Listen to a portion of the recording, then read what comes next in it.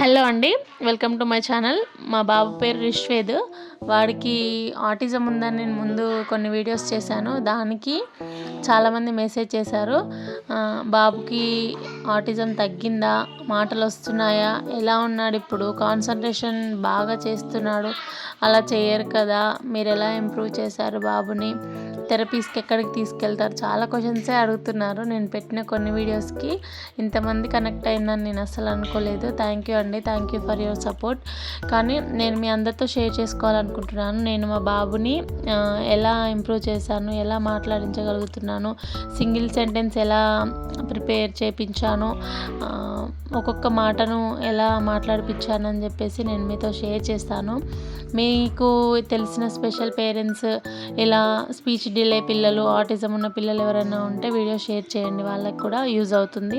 చిన్న చిన్న టిప్స్తో మనం మన పిల్లల్ని మన దారిలోకి తెచ్చుకోవచ్చు. వాళ్ళు మన మాట వినరు, మనం చెప్తే పాటించరు అని చెప్పేసి వదిలేయడము, ఒక 2-3 డేస్ చేసి వదిలేయడం అలా చేస్తే కాదండి.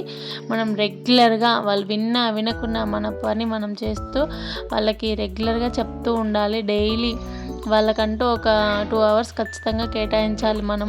మనం ఎంత వర్క్లో ఉన్నా కూడా వాళ్ళని మాత్రం అస్సలు వదిలేయద్దు. మనం జాబ్కి వెళ్ళే పేరెంట్స్ ఉంటారు, ఇంట్లో ఉండే వాళ్ళు ఉంటారు. జాబ్కి వెళ్ళినా కూడా మీరు వచ్చిన తర్వాత అయినా కూడా మీ పిల్లల్ని మీకు టైం ఖచ్చితంగా కేటాయించాలి వాళ్ళకి. ఇంట్లో ఉండే వాళ్ళు మాత్రము పిల్లలు స్కూల్కి వెళ్ళినా, స్కూల్కి పంపించినా కూడా, వచ్చినాకైనా కూడా ఖచ్చితంగా మీరు చూసుకోవాలి. మేము స్కూల్కి పంపిస్తున్నాము, థెరపీస్ చేపిస్తున్నాము, చాలు కదా అని చెప్పేసి బాబుకి అనుకుంటే అది అస్సలు వర్కౌట్ అవ్వండి. మీరు ఎన్ని ఇయర్స్ చేయించినా కూడా అలాగే ఉంటారు. వాళ్ళలో ఇంప్రూవ్మెంట్ అనేది కొద్దిగా వస్తుంది. అదే మీరు ప్రాక్టీస్ చేపిస్తూ చేశారనుకో ఇంప్రూవ్మెంట్ అనేది తొందరగా చూడవచ్చు పిల్లల్లో. నేను ఇప్పటివరకు ఏ థెరపీ సెంటర్కి వెళ్ళాను అని అడుగుతున్నారు. నేను థెరపీస్ అనేది ఎక్కడా చేయించలేదండి.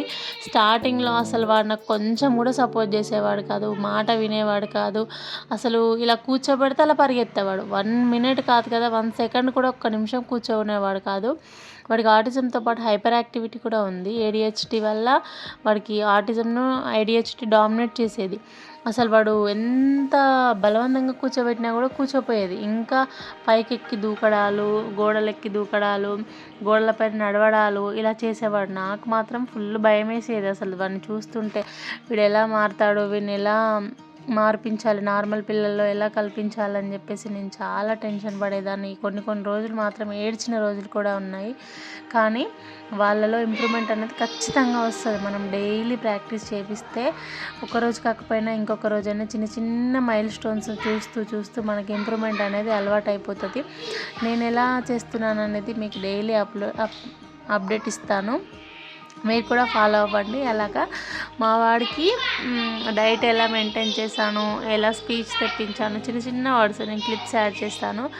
చిన్న వర్డ్స్ మాట్లాడుతుంటే 5 ఇయర్స్ తర్వాత వాడిలో నోట్లో నుండి మాట వింటుంటే అసలు ఎంత సంతోషం అనిపిస్తుందో. ఎవరికైనా కానీ పిల్లలు మాట్లాడుతుంటే వాళ్ళకి మాటలు రావు అని అనుకున్నప్పుడు వాళ్ళు చిన్న వర్డ్స్ మాట్లాడుతుంటే ఎంత సంతోషం అనిపిస్తుందండి. ఎవరికైనా కూడా వాళ్ళ పిల్లలే కదండి లోకం. మనం సంపాదించేదైనా కూడా, మనం జాబ్ చేసి సంపాదించేది మన పిల్లల కోసమే. వాళ్ళు సరిగ్గా లేనప్పుడు మనం ఆ డబ్బులన్నీ ఏం చేసుకుంటాం చెప్పండి. అందుకని మన పిల్లలపైనే మనం కాన్సన్ట్రేషన్ చేయాలండి. వాళ్ళు బాగా అయిన తర్వాతే మీరు జాబ్ కానీ ఇంకా ఏదైనా కానీ చేసుకోవచ్చు. ఫస్ట్ వాళ్ళని అట్లా వదిలేయకూడదు. వాళ్ళకే మాటలు వస్తాయిలే, వాళ్ళే నేర్చుకుంటారులే అని వదిలేయకూడదు. మీరు మార్నింగ్ ఈవినింగ్ వాళ్ళు కూర్చోవడానికి అసలు ఒక 1/2 అవర్ ఖచ్చితంగా పట్టుబట్టి కూర్చోబెట్టాలి. ఏదో ఒక యాక్టివిటీ ముందేస్తూ చేపిస్తూ మాట్లాడిపిస్తూ, వాళ్ళకి నచ్చిన బొమ్మతో అయినా సరే, వాళ్ళకు కారు నచ్చితే కారుతో మీరు కూడా ఆడండి. ఆ కారుతో పట్టుకొని వాడు ఆడుతుంటే మీరు పక్కన కూర్చోబెట్టి వాడితో అరే కార్ డిష్యూమ్ అని చెప్పేసి ఇలా మీరు ఆడుతూ ఉండండి. వాడికి అప్పుడు కాన్సన్ట్రేషన్ వస్తుంది. మా మమ్మీ అయినా మా డాడీ అయినా మాతో ఆడుతున్నారు, మాతో టైం స్పెండ్ చేస్తున్నారు అని చెప్పేసి వాడికి ఇంకా కూర్చొని ఆడుకోవాలనే ఆలోచన వస్తుంది. పరిగెత్తుతుంటే ఆపడము, అలా ఒక యాక్టివిటీ చేసిన తర్వాత ఒక 10 మినిట్స్ గ్యాప్ ఇవ్వండి. మాకు ఒక రైమ్ అయినా ఏదైనా చెప్పేసి 10 మినిట్స్ గ్యాప్ ఇచ్చిన తర్వాత మళ్ళీ ఇంకొక టాయ్ ఏదైనా సరే, వాడి ఫేవరెట్ టాయ్స్ ఉంటాయి కదా ఇంట్లో, ఆ టాయ్స్ పట్టుకొని మీరు ఆడండి. దాంతో వాడు దూరంగా ఉన్నా కూడా రిష్వేద, సపోజ్ మీ బాబు పేరు ఏదైనా కూడా, ఆ బాబు పేరు పిలుస్తూ రిష్వేద్ కార్తో మమ్మీ ఆడుతుంది అని ఇట్లా స్లోగా వర్డ్స్ చెప్తుంటే వాడికి వినిపిస్తుంది. ఫస్ట్ మీరు ఇయరింగ్ కరెక్ట్ ఉందా, వినడం కరెక్ట్ ఉందా, స్పీచ్ డిలేనా, ఆటిజమా, ఫస్ట్ ఒక థెరపిస్ట్ అయినా డాక్టర్ దగ్గరికైనా వెళ్ళి కన్ఫర్మ్ చేసుకోండి. కన్ఫర్మ్ చేసుకున్న తర్వాత ప్రాబ్లం ఏంటో మీకు అర్థమవుతుంది. అర్థమైన తర్వాత దాన్ని ఎలా ఐడెంటిఫై చేసిన తర్వాత మీరు ఎలా ఇంప్రూవ్మెంట్ చేసుకోవాలనేది మీరు చూసుకోవచ్చు. ఇప్పుడు స్పీచ్ డిలే అనుకో, ఇలా అయినా ఎలా ఏ ప్రాబ్లం అయినా కూడా పిల్లల్ని ఫస్ట్ కూర్చోబెట్టడమే మనకు మెయిన్. కాన్సన్ట్రేషన్ రావాలి, ఐ కాంటాక్ట్ రావాలి. మా బాబు ఇప్పటికి కూడా సరిగా ఐ కాంటాక్ట్ ఇవ్వడండి. కూర్చుంటాడు, కూర్చోబెడితే కూర్చుంటున్నాడు. అది కూడా ఈ ఒక 6 months అవుతున్నట్టుంది కూర్చోబట్టి. యాక్టివిటీస్ అన్నీ బాగా చేస్తాడు.